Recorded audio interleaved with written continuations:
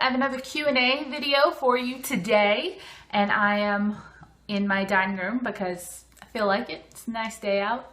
It's finally spring here in Mina, and I'm really enjoying it. So, all right, first question is, how do you feel about financing a car if you're able to get 0% financing and essentially are paying cash, just not all at once? I am against it. I, as you guys know, pay cash for cars. I don't buy cars new. I pay cash for cars and I save up and I pay for them that way. I'm not going to judge you if you finance a car at 0%, but here's the thing. You're never going to get as good of a deal financing something as you are handing over a pile of cash. Because car places want you to finance. They want you to finance. They want to get as much money out of you as possible, and they want to extend your payments out just in case you might forget to make one and they can charge you for that. Or they want to make it seem like it's not as much money when you're not paying it all at once, and they can extend it out. And hey, maybe they can even repo the car and come and sell it again for even more money. It behooves them to finance things. So I can't tell you how many times I've gone to a car lot and I've given them my budget and I've had them try to upsell me to financing because it's better for them. And I try not to do things that are better for other people than are for me. So certainly car, once they get the memo and I tell them, listen, I've got $3,000 of cash right here, and I wave it in their faces, then they're well and shocked and they'll say, okay, well that car right there, we've got it marked at $4,600. Let's talk. Because they also want the cash.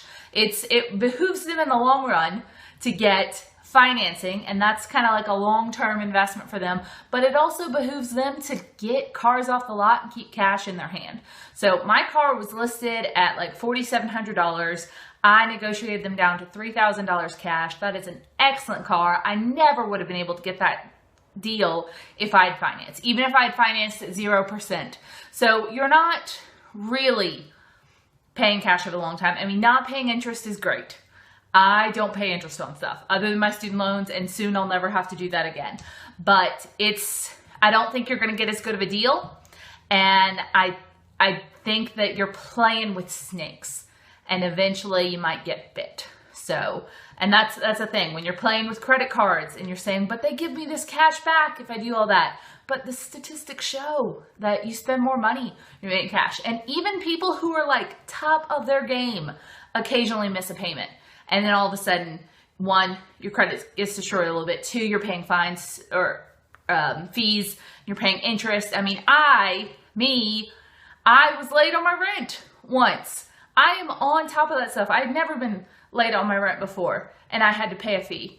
It's just, people aren't perfect. And so eventually, when you're playing with the snake lands of people like credit cards and financiers, then you might get bit, and you have to know that going in. That said, I haven't heard from the people who sold me my car since I drove it off the lot, because it's mine, and they can never get another penny out of me, because when I handed over that cash and they handed over the title, we were done. We were absolutely done. So that's my opinion. Take it as you wish. All right, next up, would you consider yourself a minimalist? And if so, would you consider doing a series on what it looks like? I don't consider myself a minimalist. I like stuff. In fact, at times in my life, I've even considered myself more of a prepper who stockpiles stuff for use in the future. You get things at good deals in case there's some sort of natural disaster or something. I grew up on the Gulf Coast, so we had hurricanes a lot. And so I'm big on having water in the pantry. I'm big on having a lot of canned food in the pantry just in case there's some sort of situation. And I stock up, especially on food, and sometimes even on clothes. If I can find really good deals on clothes, like on Black Friday, I'll go ahead and I bought this dress for $9.99 at a Torrid outlet last Black Friday when it was 20 degrees out, because I knew I would need it eventually. So, and that's not minimalist, that's just being smart. But I don't think I'm a minimalist. I think minimalist homes and minimalist, I'm having real issues with that word, I'm sorry, are beautiful. I love looking at, Instagram pictures and Pinterest pictures of their homes, but I like being surrounded by things that bring me joy. So I have a lot of pictures around. I have a lot of art around. I like for my home to feel cozy. That said, I don't like it to feel cluttered. And that's the line that I kind of try to walk. So I do at least one kind of annual purge, and I'm pretty constantly trying to figure out things in my home that aren't of use to me anymore and could be better serve someone somewhere else. So I either sell things at the local consignment store, I talk about that a lot, or I'll donate them to the local charity shop, which helps people that are developmentally disabled. And I feel really good about that. And I always feel better when I identify something that is no longer serving me in any way and take it out of my home. So I don't think you'll ever see me with like the white walls and like one little tchotchke type thing. I think I'll always have a home that is not filled with things, but has a lot to look at, because I like to look at stuff. I love looking at art. I love kind of being surrounded by things that make me happy. So I don't think I'm a minimalist, but I am kind of always seeking that place where everything in my home is beautiful and useful. So that's kind of fun. So no, I probably won't do a series on that, but thank you for asking. I'd love to hear more about it. There are a lot of really amazing minimalist YouTube channels out there. I follow several of them, and they're so much fun to watch. And it's something maybe not necessarily to aspire to unless that's what you want to be, but it's something to really think about and to consider. Because my family growing up, they were definitely not minimalist. My mom shopped all the time. She kind of hoarded items in the actual clinical sense of the word, and it was stifling to grow up in a house where there were big storage bookshelves in my room that were filled with things that weren't mine because there was nowhere else to put them. We had an entire bedroom just filled with her shopping purchases that she would never ever use. So I certainly never want to be like that, but I don't necessarily want to be in a room with just a single plant and a chair either. Though it kind of looks like the room is like that right now. It's not, I promise. I'm just doing a project in here. So that's the line for me. All right, that was a long answer to that question. All right, next up. One quick thing I wonder if you or your listeners find true. After living this lifestyle for so long, sometimes I have trouble when I spend money just for fun. If I want to blow $25 on something I don't need, or an activity that won't result in anything but an hour or two of fun, sometimes I spend too much mental time justifying it instead of enjoying it. Thoughts? I completely understand where you're coming from. I mean, I've been on this whole debt-free journey for almost 3.5 years now. And during that time, a lot of what has happened is I've cut my personal spending so low that I now kind of have to beat myself over the head to spend money. And I have a feeling it's going to take a little time for me to get out of that once I'm debt free. So example, I used to just shop all the time, spend money willy-nilly. I never had any money. I was always spending it. I was spending on food. I was spending on like home decor I didn't even need. I was doing crazy stuff, and my life wasn't better for it.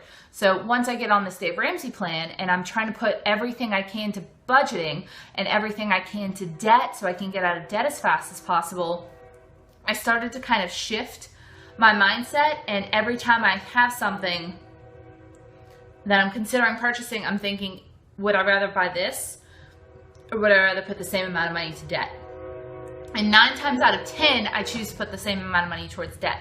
So right now, my personal budget is about $40 a month, and most of that goes to things that I actually need. It's not really blow money. I actually have a little mad money category in my wallet for things, gifts and extra money that I've been given to spend on stuff that's supposed to be fun, and I have a really hard time letting go of it. So I might be able to justify to myself, buying a new pair of sneakers because my old ones are just dead. Or, I'll buy a new hairbrush if mine breaks. But I have a very hard time just purchasing things that I like, that I see. And it's just really hard to justify the cost, especially in real stores. At garage sales and stuff like that, it's a little bit different because it's usually such a low cost item that it doesn't bother me that much to spend. But once I get above anything that's like $10, it's really hard for me to just hand over the money and take the item and enjoy it for myself. So I get you. I actually went to Target not too long ago and I had gift cards. I had $35 worth of Target gift cards that I was given by someone very sweet.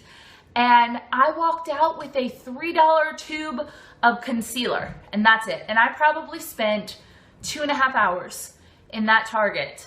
And they had a lot of beautiful things, but even when the money was free, free to me, I couldn't get myself to purchase those higher dollar items, I guess, because I was just thinking, is this really worth this money, even if it's not my money that I'm spending, it's someone else's. So I have a feeling it's going to be very hard for me to break out of that. But that's the thing, is that once you're debt free and once you have money, that's why we want to get debt free, right? Is so that we're not a slave to the lender and so that we can live our lives better, live like no one else now so you can live like no one else later. Dave Ramsey goes on these huge vacations with his family all over the world. They enjoy their money. They spend their money. And it's something that you need to do. And it's something that I'm going to need to give myself the grace to let go and enjoy some things about my life and about the world, and put money towards experiences, put money towards things that will make me happy or will make my life easier, because I have the money to do it. And I've worked hard to get that money, and therefore I deserve to be able to do that. It's gonna be a hard transition. And so I completely understand that. And that's definitely something that I'm going to be addressing on my channel in the future, as I'm having that issue, because I've kind of seen it coming for a while. The Target thing was kind of I actually messaged my friend Jamie and I was like, I think I've lost the ability to spend money for fun. And she's like, yeah, I noticed that. Because even when I went to visit her in California, I spent money on food and stuff like that. But it was really, even though I was on vacation and I budgeted this money to have fun with, I was still I'd kind of become a miser. And I was hesitant to fork over the cash, even for experiences, even with my best friend. And so it's something I've noticed, and it's something I am addressing. And I would love to hear if you guys have experienced the same thing. It's something I look forward to overcoming, because obviously I've done the beans and rice, and very soon I'll be able to do the eating out and the super, super nice things and the experiences. And I can, buy some new furniture if I want and make my home beautiful. And I can, invest in my future, and I can enjoy my money because it doesn't belong to someone else anymore. So, but I know that's going to be hard for me. So I'm looking forward to overcoming that. And I'd love to hear y'all's stories of that as well. So I don't have any tips on how to do that yet, because I'm still having issues with it, and I haven't fully given myself permission to let go yet, because I do still have a little bit of debt, but it'll be gone real soon, and it's something I'm going to have to do.